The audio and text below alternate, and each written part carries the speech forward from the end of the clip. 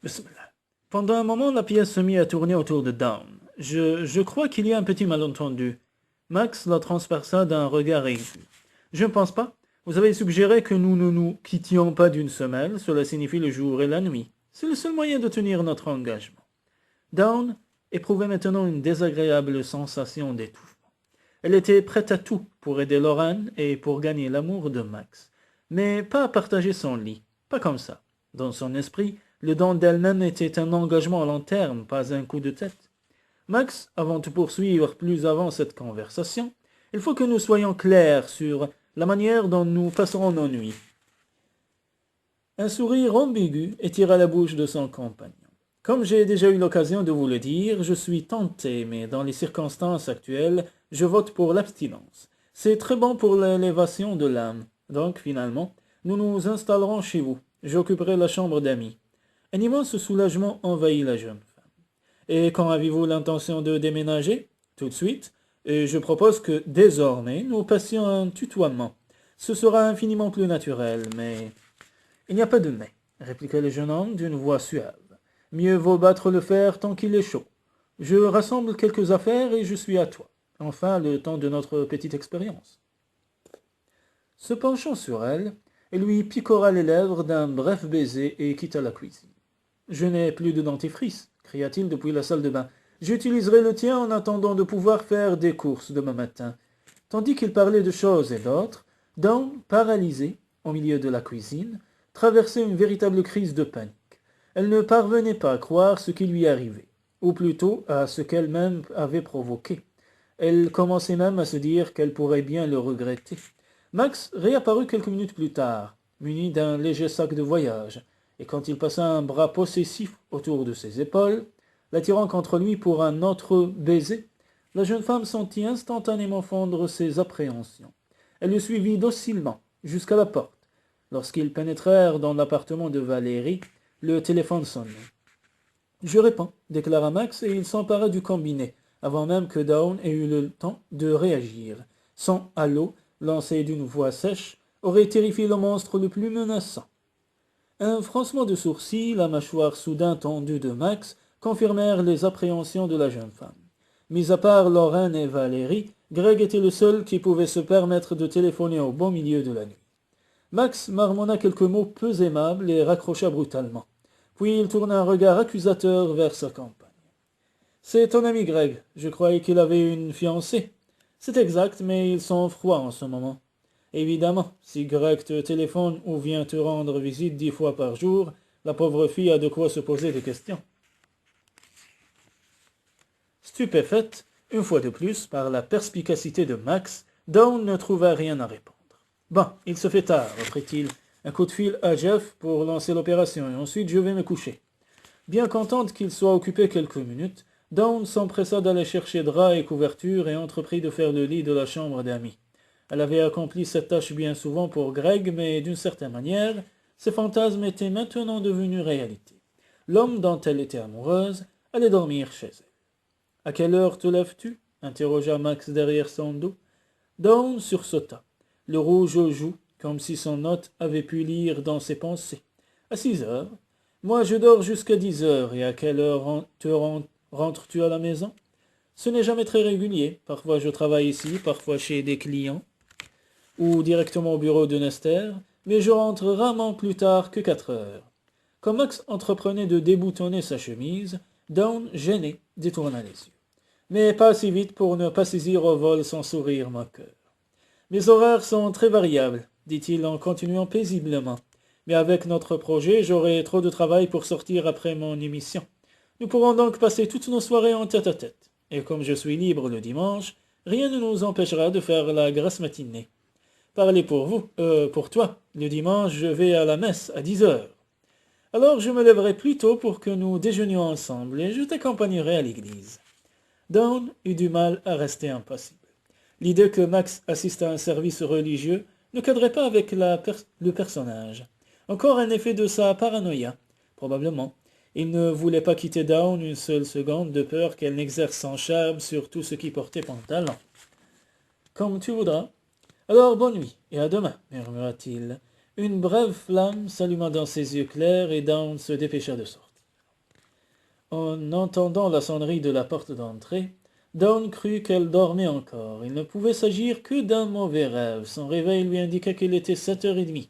Personne de sa connaissance ne s'aviserait de venir la déranger à une heure pareille le dimanche matin. Mais le carillon se fit plus insistant et la jeune femme se leva tant bien que mal. Elle se dirigea vers la porte pieds nus et en bâillant, mais Max l'avait déjà précédée. Il ne portait que le bas de son pyjama et son torse, aussi bronzé que le reste de son corps, ressemblait à un bronze antique. Dawn, et la respiration coupée, resta collée contre le mur, incapable de faire un geste. Elle comprit la stupéfaction de Greg quand la porte s'ouvrit. Elle avait espéré pouvoir lui téléphoner avant pour lui fournir quelques explications, mais maintenant, il était trop tard. « Bonjour, Greg. Votre plâtre a l'air drôlement efficace. Dites donc, ça n'a pas dû être facile d'arriver jusque-là. » La voix de Max, qui était descendue de quelques octaves, ressemblait au feulement d'un tigre à l'entrée de sa tanière. Le regard de Greg pointait sur Dawn, qui disparaissait presque complètement derrière la carrure athlétique de son invité. « Je ne voulais pas vous déranger. Appelle-moi quand tu pourras, Dawn.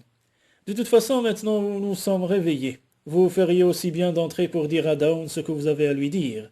Après, nous n'aurons plus guère de temps. » « Non, ça peut attendre. » Max entoura les épaules de Dawn d'un geste possessif. « Vous pouvez parler devant moi. Dawn et moi, nous avons conclu une sorte de pacte. Nous habitons ensemble maintenant. » Le visage de Greg perdit toute couleur. Connaissant ses principes moraux, il devait être choqué. Mais la jeune femme ne s'expliquait pas la peine qu'elle eut dans le regard du jeune homme. En revanche, le coup d'œil que Max lui lança était parfaitement éloquent. « Greg, je suis désolé, je n'ai pas eu le temps de te prévenir.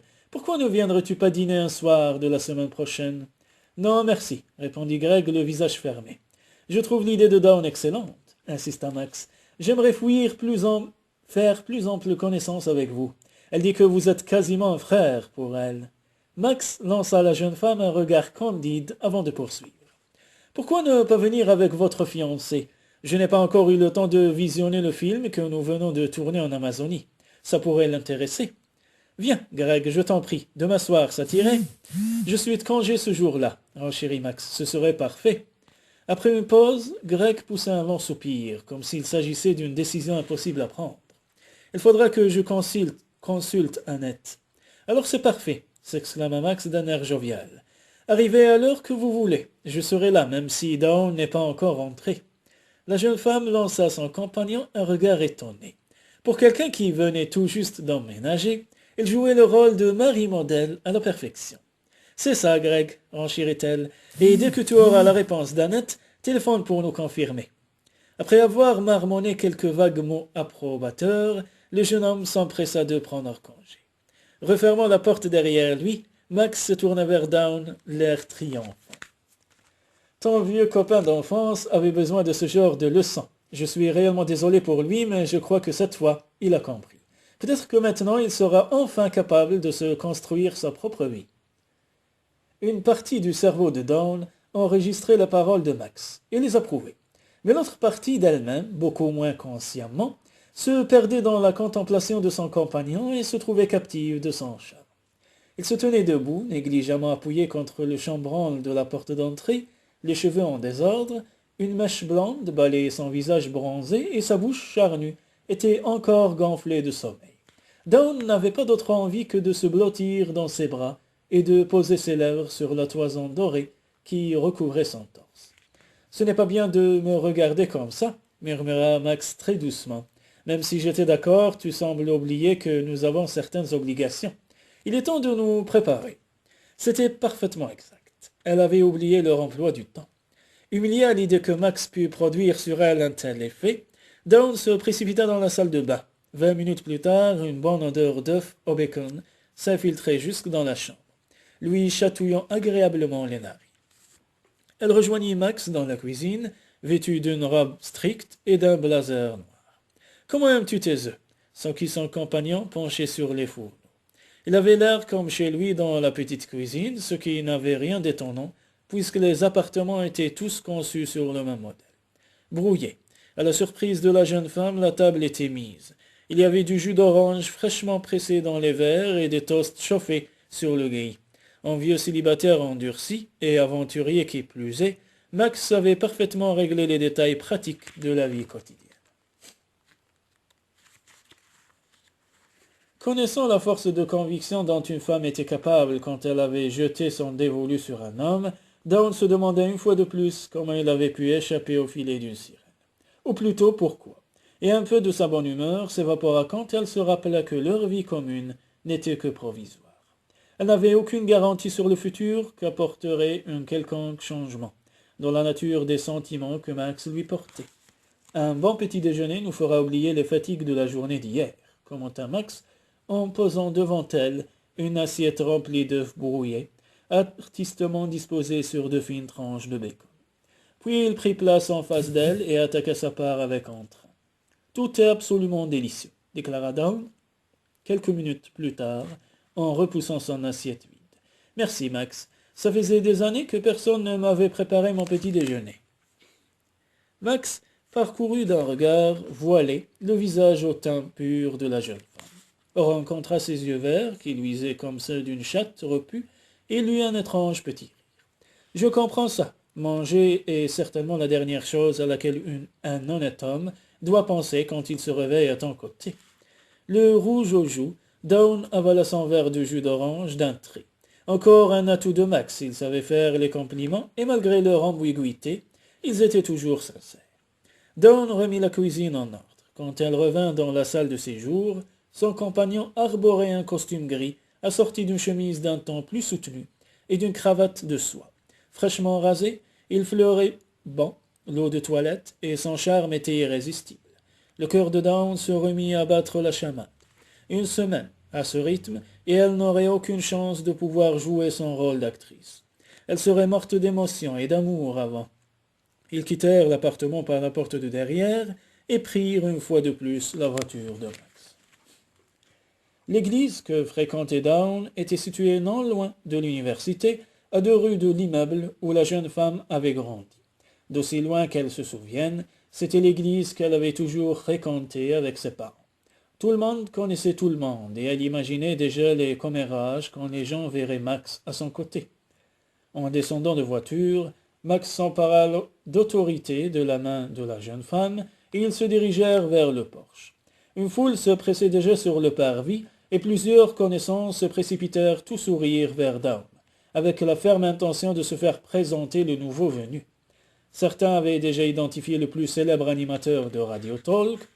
Dawn aurait été incapable de dire combien de temps dura le sermon du pasteur, ni de quoi il avait parlé. Elle n'était consciente que de la main tiède de Max, serrant la sienne, et du sentiment de plénitude qu'elle éprouvait à être là avec lui. Son cœur se gonflait d'allégresse. Quand ils quittèrent l'église, la jeune femme eut la curieuse impression de voir le monde sous un jour nouveau. C'était une radieuse matinée d'automne, et l'air sec sentait bon les feuilles mortes et le feu de bois. Les montagnes dessinaient leurs lignes pures dans le lointain. « Dawn, ma chérie, attendez un peu. Est-ce là votre nouveau fiancé ?» appela une voix aiguë. C'était Madame Taggart, une vieille dame qui avait connu Dawn toute petite. Dawn la serra affectueusement dans ses bras. « Chère Madame Taggart, je vous présente Max Jarvis. C'est un ami. » La vieille dame poussa quelques gloussements ravis. « Oh, mais je vous connais, Monsieur Jarvis, je ne rate pas une de vos émissions. Mes yeux sont si mauvais, je n'ai plus que la radio pour me distraire. Je suis ravi d'apprendre que vous aimez Radio Talk. Je l'aime depuis que vous y travaillez, » cria la brave femme. D'une voix forte, il était grand temps qu'on apporte un peu d'air frais sur les ondes. À écouter toujours les mêmes vieilles histoires, il y a de quoi devenir gâteux. Nous sommes assez contents de nous en Utah, vous savez, et à force d'aborder toujours les mêmes sujets avec les mêmes gens, on finit par radoter. Max adressa à Dawn un petit clin d'œil malicieux. Elle ne put s'empêcher de lui répondre par un sourire. L'espace d'un instant, elle apprécia cette délicieuse complicité. « J'aime l'Utah, » déclara Max en reposant son attention sur la vieille dame. « Je crois même que je vais finir par m'y installer. » Cette information stupéfia Dawn, et dire qu'elle voyait Max comme un éternel globe-trotteur. Madame Taggart lui adressa un sourire ravi. « Vous savez ce que disent toujours nos personnalités à la radio?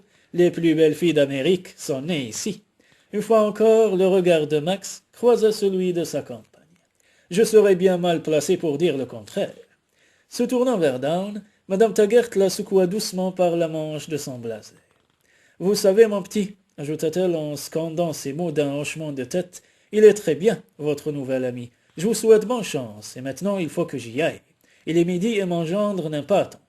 Ils abrégèrent les salutations et les embrassades, et Max poussa doucement Down vers son véhicule. Je ne sais pas si j'ai bien fait de venir, laissa-t-il tomber, quand la voiture se fut un peu éloignée. Voilà que je fais maintenant partie de ta collection d'amis.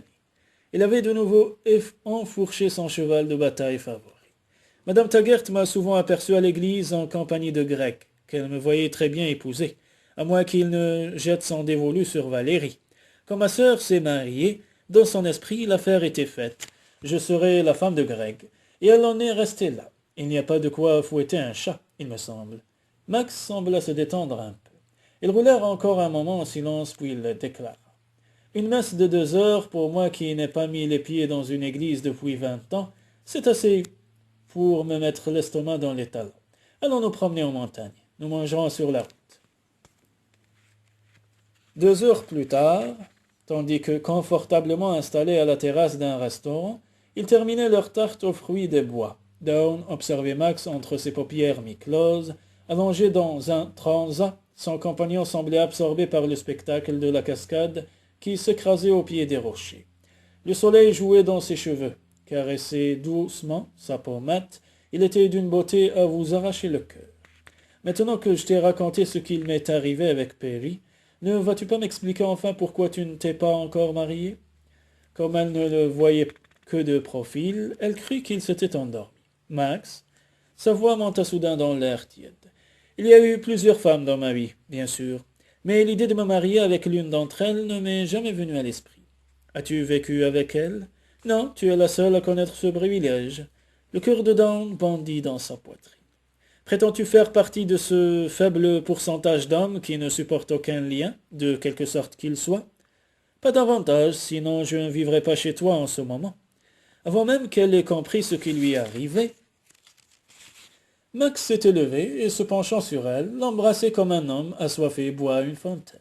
« Mais tu sais très bien ce que je veux dire, » lança-t-elle quand il voulut bien lui laisser reprendre son souffle. Au travers de ses cils, le bleu des yeux de Max avait pris une teinte d'ardoise et il lui serrait le poignet avec une violence inconsciente. « Le mariage n'est pas bon pour tout le monde, » expliqua-t-il, les yeux fixés sur la montagne. « Mes parents en sont un témoignage vivant. Mais je n'ai pas envie de parler de leur lamentable échec. Je préfère infiniment goûter à ta bouche au goût de fraise. » Heureuse d'avoir éclairci un tant soit peu le mystère de Max Jarvis, Dawn se laissa embrasser partout où la bouche gourmande de Max pouvait l'atteindre. Sur les lèvres, sur ses paupières frémissantes, sur sa gorge renversée, les yeux mi-clos, elle se laissait enivrer par son odeur d'homme mêlée aux senteurs de la montagne. Puis il la repoussa soudain, ignorant son gémissement de protestation. « Les meilleures choses ont une fin, » murmura-t-il contre son oreille, « et le soleil se couche. Il commence à faire froid. » Ils retournèrent à la voiture étroitement lacés. « Jamais je n'avais remarqué que la montagne pouvait avoir de telles couleurs, » murmura Dawn, prise d'une euphorie qu'elle n'avait encore jamais éprouvée. Max lui ouvrit la portière, puis se pencha prestement pour lui voler un baiser. « Et moi jamais encore je n'avais vu d'aussi beaux yeux. » Le frémissement contenu de sa voix révélait une émotion dont Dawn ne l'aurait pas cru capable. C'était une déclaration à déguster tout au long du chemin de retour. Le téléphone sonna au moment où ils ouvraient la porte. Max fut le plus rapide. « C'est Cameron Morgan, » annonça-t-il, une main sur l'écouteur. « Il téléphone d'un drugstore à 5 minutes d'ici, et il voudrait savoir s'il peut passer. Il a un problème avec un de ses clients. Passe-le-moi. » Max obtempéra, mais resta planté à côté d'elle. Dawn lui tourna le dos pour mieux se concentrer sur ce que lui disait Cameron, mais quand elle raccrocha, un pli de mauvais augure durcissait la bouche de son compagnon. C'était trop injuste, surtout après une si merveilleuse journée. Avant que tu commences à délirer au sujet de Cameron, laisse-moi te dire ceci. Sans lui et son père, je n'aurais tout simplement pas de quoi vivre. Nous avons conclu un accord, c'est entendu, mais il n'inclut pas les gens pour qui je travaille. Mes obligations peuvent parfois me contraindre à être opérationnel tard dans la soirée ou même le week-end. Je n'ai pas envie de détruire des années d'efforts pour te faire plaisir. Pendant tout le temps qu'elle parla, Max observait sa bouche, et n'attendant même pas que la jeune femme ait fini sa phrase, il enserra son visage entre les paumes de ses mains. C'est toi maintenant qui tires des conclusions hâtives. Je n'ai rien contre ce brave garçon. Seulement même après avoir passé toute la journée avec toi, je ne me sens pas encore prêt à te partager avec qui que ce soit. Mais j'apprendrai, tant que je serai libre de faire cela autant que je le veux. Il se pencha sur elle et lui prit les lèvres dans un long baiser. Dawn s'abandonna aussitôt à son étreinte. Quand il la repoussa, elle prit conscience, un peu humiliée, qu'une fois de plus, seul Max gardait assez de présence d'esprit pour s'arrêter à temps. Quand Cameron sera là, je promets d'être très sage et très poli, murmura-t-il contre sa bouche. Dawn eut un petit sursaut. Bon sang, mais il va être là d'une minute à l'autre, il faut que je cherche mes documents. Que puis-je faire pour me rendre utile offrit gentiment Max, tandis que la jeune femme se passait la main dans les cheveux pour tenter d'y remettre de l'ordre. Restez aussi loin que possible de la cuisine pendant que nous y serons, rétorqua Dawn aussitôt. Et elle fila comme une flèche vers l'entrée pour y chercher son attaché-case. Le carillon de la porte résonna au moment même où la jeune femme étalait ses papiers sur la table. Le temps de lui ouvrir, Max bavardait déjà à bâton rompu avec Cameron, et quand il annonça qu'il allait les laisser travailler, celui-ci le pressa de n'en rien faire. Quand il le voulait, Max savait se montrer très persuasif. Il fit donc du café et se joignit à eux. Il ne fallut pas longtemps à Dawn et à Cameron pour régler leurs problèmes. Cameron connaissait le code civil sur le bout des doigts, mais il n'avait pas le talent de psychologue de Dawn. À eux deux, ils se complétaient parfaitement.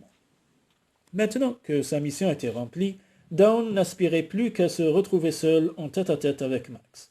Mais les deux hommes avaient réellement sympathisé, et comme ils s'attardaient dans la cuisine, bavardant amicalement autour du café, elle se glissa dans la salle de séjour en bâillant et alluma la télévision.